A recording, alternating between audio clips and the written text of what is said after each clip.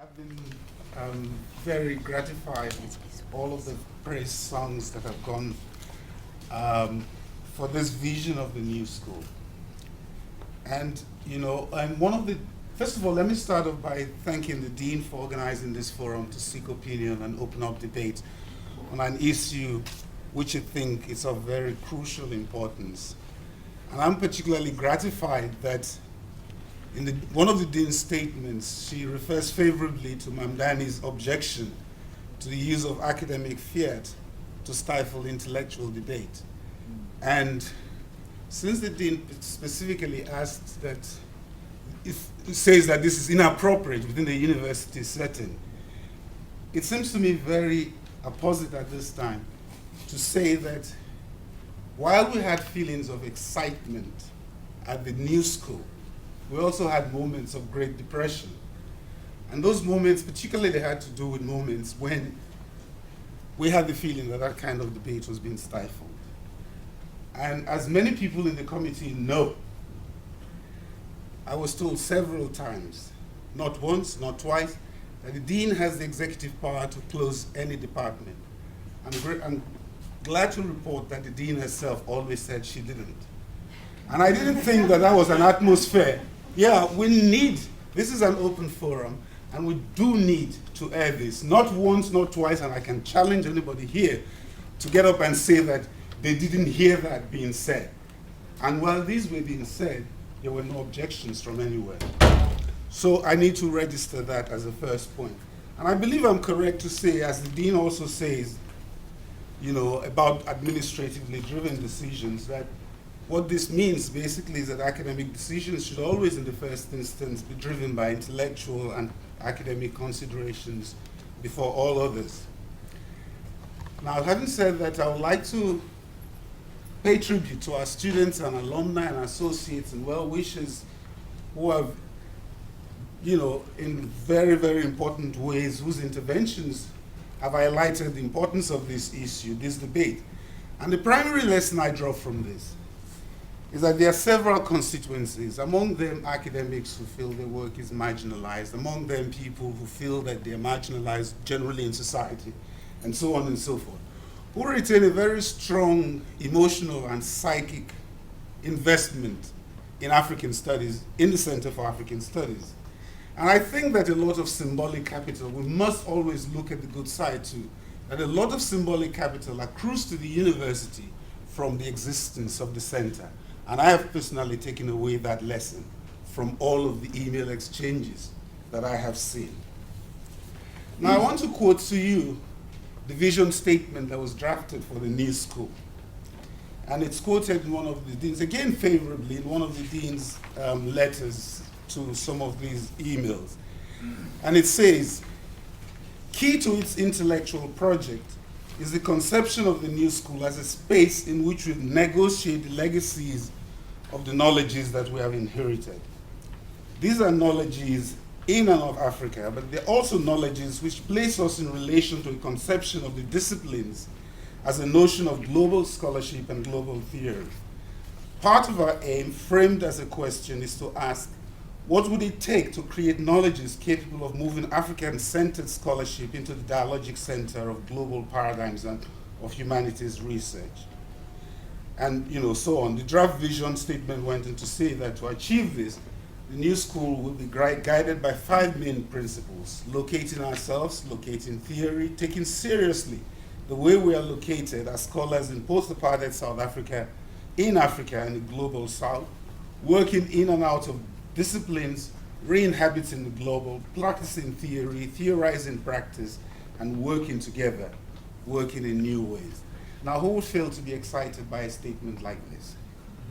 But, you see, it is often the rhetorical thing that catches. The moment we spoke about working, negotiating legacies of the knowledges that we've inherited, you see, once we get into working out this vision, what often happens is that many of the things that we've so loftily set out here seem not to be in the... in fact, perhaps I should start by drawing attention to the phrase here, key to its intellectual project. What this means principally was that an intellectual project was going to guide this. And this intellectual project is what is enunciated in this vision.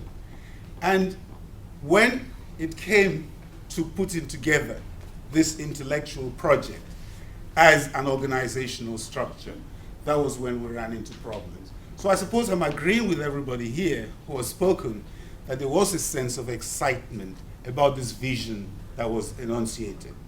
What is not so clear is how this vision floundered.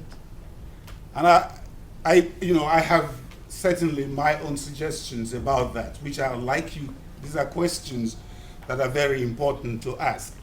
Now, what we think of as one of the reasons for this was that because of this emotional and psychic investment, we had, at least at the Center for African Studies, dealing with the legacies we've inherited, try to redefine what we do in the center, away from the paradigms of area studies, away from colonial ethnography, away from the new kind of developmentalist paradigm we see Africa as a problem that needs to be fixed.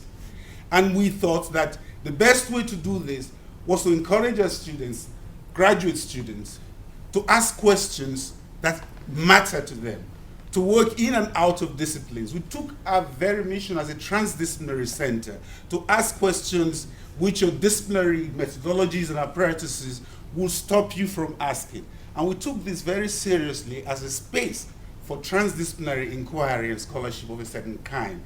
And we took the very notion of critique that was central to our work very seriously.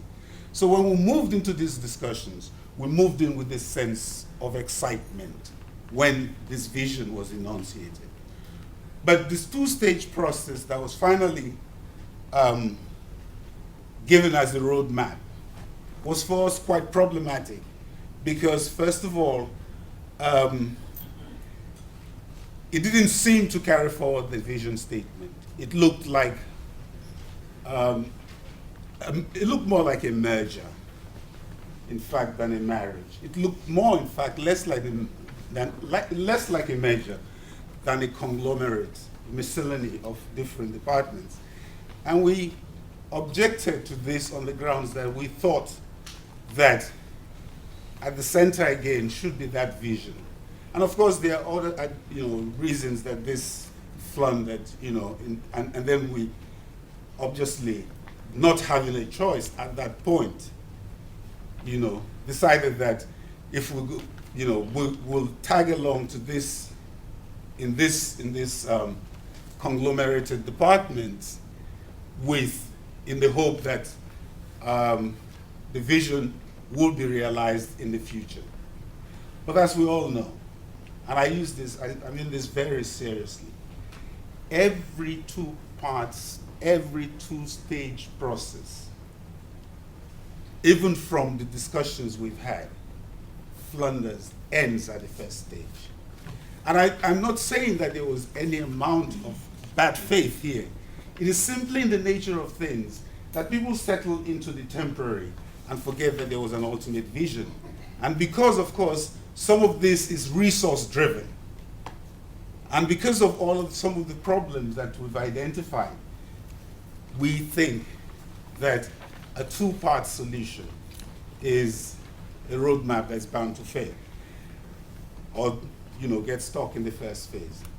In terms of the ultimate vision of the school, again, I need to say that even though we've all come out very strongly in support of this school, it is very, very important for us to go back to reinterrogate that statement individually and as departments, to reinterrogate that statement of vision, which everyone seems to be really excited about, and ask ourselves if that is the vision that we have individually or collectively. Because what would happen when we then begin to push for this vision is that those who never in the first instance bought into this vision, who assumed that this was being done as an academic administrative convenience, will find themselves in positions where they'll have to basically rethink their positions with regard to that. And we should keep in mind the fact that this is one of the struggles, again, that is located in the future for realizing that discipline, that vision of a new school.